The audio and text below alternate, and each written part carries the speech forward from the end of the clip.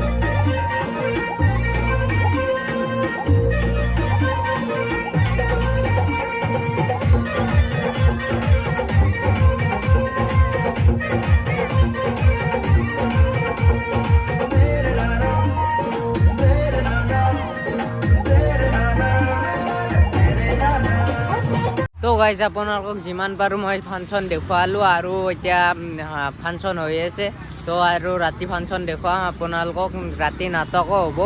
তো ভিডিঅ'টো শেষলৈকে চাই থাকক। যাব পাৰিমনে? নোৱাৰা বুলি কৈছো নহয় বোৱাৰী, একেকাৰ ঘটাই তোমাক কিমান ক'ব লাগে? নহয় দেউতা, বস্তু কেইটামানৰ বৰ দৰকাৰ হৈ আছে, সেইকাৰণে কৈছো। নহ'লে আপুনি অফিচৰ পৰা আহোঁতে মোৰ বজাৰখিনি লৈ আহিবা দেউতা। তোমাৰ বজাৰ কৰিবলৈ মোৰ সময় নাই। তুমি কি মোৰ ছোৱালী? তোমাৰ ভাড়াক দি যাবলৈ কবি। কি দেউতা, মই আপোনাৰ ছোৱালী নহয়? এইখন ঘৰত মোৰ কিবা স্থান আছে নে নাই দেউতা? মানে সহজকৈ ক'ব গ'লে এই ঘৰখনত মোৰ কিবা দৰকাৰ আছে নে নাই দেউতা? দৰকাৰ নাথাকিলে ৰাখিলো হয় নেকি? নহয়তো কেতিয়াবা এনে দলিয়াই দিলোহেঁতেন ডাষ্টবিনত। এতিয়া মোৰ ডাষ্টবিনতে পৰি আছো দেউতা। কি ক'লা তুমি? তাৰমানে কি আমাৰ এই ঘৰখন ডাষ্টবিন? আপোনাৰ ব্যৱহাৰ দেখি নিজকে জাবৰ যেন লাগে। জাবৰটো ডাষ্টবিনতে থাকে দেউতা। চুপ থাকা। এই দিনাখনে তোমালোকে কৰা মোৰ লগত প্ৰত্যেকটা অন্যাচাৰৰ কথা মই খুলি কৈ দিম। কি ক'লা? বাহিৰ হৈ যোৱা এইখন ঘৰৰ পৰা।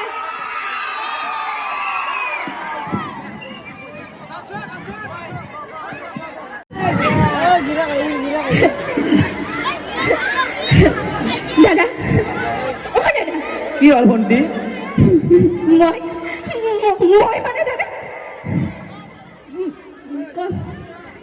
মই মানে দাদা তাৰ পৰা একেবাৰে গুচি আহিলো দাদা। মই আৰু তাত থাকিব নোৱাৰো দাদা। তেওঁলোকে মোৰ লগত বহুত অন্যায় কৰে দাদা। মই একেবাৰে গুচি আহিলো দাদা। সেইবোৰ ডাঙৰ পৰিয়াল ভণ্টি, তেনে পৰিয়ালত কিছুমান নীতি নিয়ম থাকে। কি নীতি নিয়ম থাকে দাদা? কি নীতি নিয়ম থাকে? তেওঁলোকে দিয়া প্ৰত্যেকটা নীতি নিয়মে মই আখৰে পালন কৰিছো দাদা। তাত আৰু কি নীতি নিয়ম থাকে? কোৱা দাদা, কোৱা।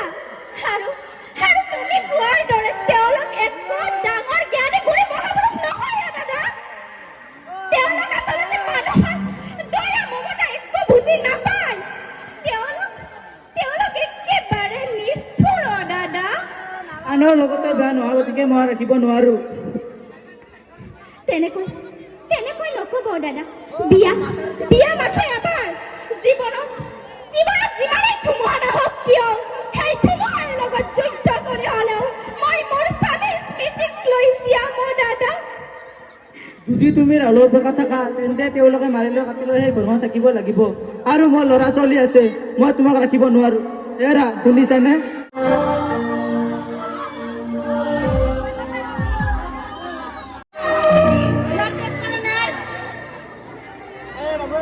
ঠিকে আছে দিয়ক, আনিছো ৰবা। দীক্ষিতা তোমাক মাতিছে। বাইদেউ আপুনি মাতিছে?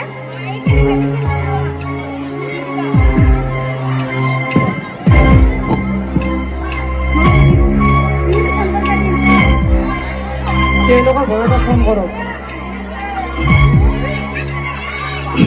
হেল্ল' ৰিম্পি, শুনিছানে? তোমাৰ বোৱাৰী মেডিকেলত আছে, পাৰে যদি এবাৰ আহিব আৰু তোমাৰ দেউতাকক খবৰটো দিবা। ঠিক আছে।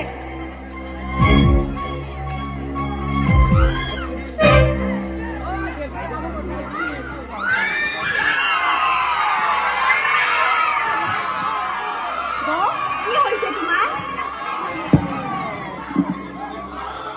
ভণ্টি অলপ ভাল পাইছেনে? ভণ্টি আমাক ক্ষমা কৰি দিবা। আচলতে আমাৰ অৱস্থা দেখি তোমাক নাৰাখো বুলি কৈছো। আজিৰ পৰা আমাৰ ঘৰতে ৰাখিম তোমাক। নালাগে বৌ, আজিৰ পৰা আমাৰ ঘৰতে থাকিব। আজিৰ পৰা নিজৰ বৌ হিচাপে গণ্য কৰিম। বোৱাৰী, অলপ ভাল পালানে তুমি? হয় দেউতা, অলপ ভাল পালো। বোৱাৰী, তুমি আমাক নিজৰ দেউতা বুলি গণ্য কৰিছিলা, কিন্তু আমি তোমাক নিজৰ ছোৱালী হিচাপে গণ্য নকৰি বহুত কষ্ট দিছিলো তোমাক। গতিকে পাৰিলে তুমি আমাক তেনেকৈ নক'ব দেউতা, তেনেকৈ নক'ব। কাৰণ আপুনি মোৰ দেউতা। আপুনি মাৰিলেও মই একো ক'ব নোৱাৰো, গালি পাৰিলেও মই একো ক'ব নোৱাৰো। আপোনাৰ সেইখিনি দায়িত্ব মোৰ ওপৰত আছে দেউতা।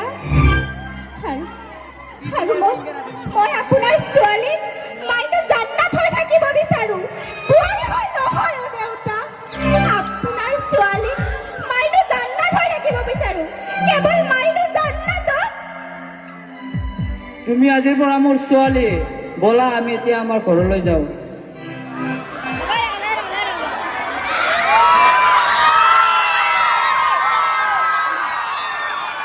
মা মই আপোনাৰ কাৰণে চাহ আনিছিলো। মা বুলি তোৰ মুখেৰে মা শব্দ শুনিবলৈ মোৰ ইচ্ছা না।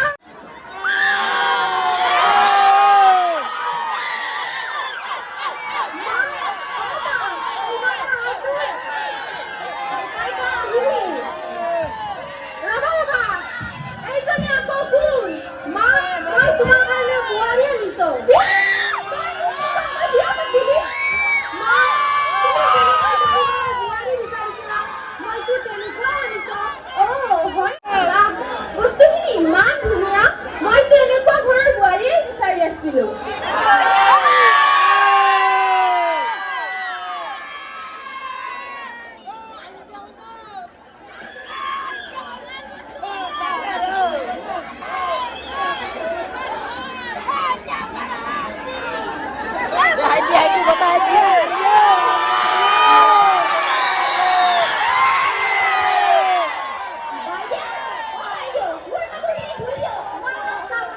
হ'ব দিয়া।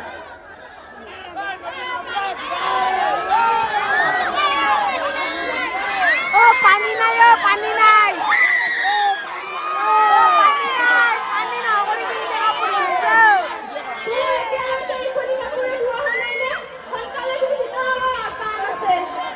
ইমান লেজি কামত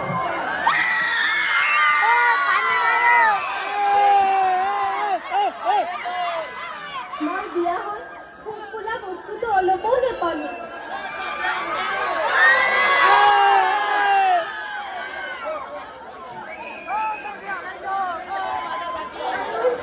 মোৰটো ইমান বিষাইছে। সৰু বোৱাৰী, সৰু বোৱাৰী, মোৰ কাৰণে গিলাচ পানী লৈ আছো।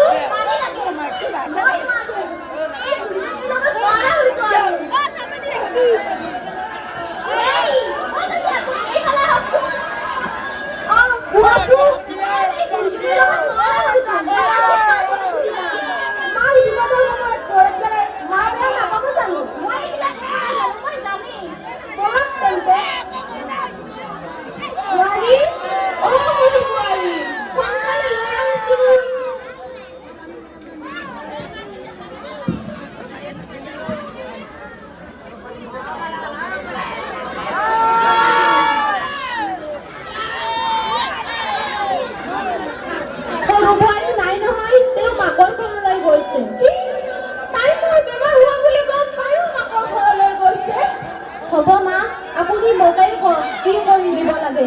আপুনি বেয়া পালেতো মই আপোনাক কেতিয়াও বেয়া পোৱা নাই, কাৰণ আপুনি মোৰ মা।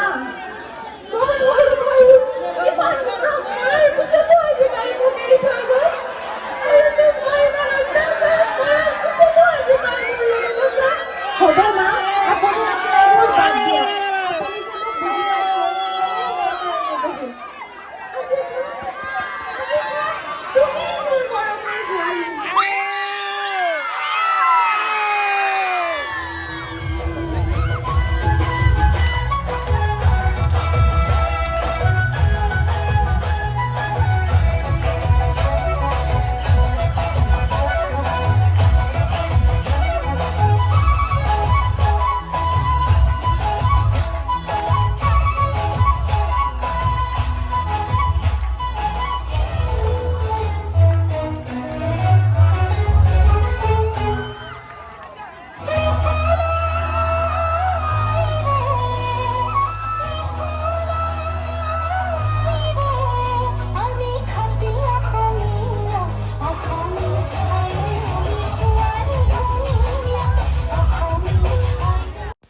তো গাইজ যদি ভিডিঅ'টো ভাল লাগিছে লাইক কমেণ্ট শ্বেয়াৰখিনি কৰি থৈ দিব আৰু লগতে ছাবস্ক্ৰাইবটো কৰি বেল নটিফিকেশ্যনটো অন কৰি থৈ দিব আৰু নেক্সট ব্লগত লগ পাই আছোঁ। Bye bye guys.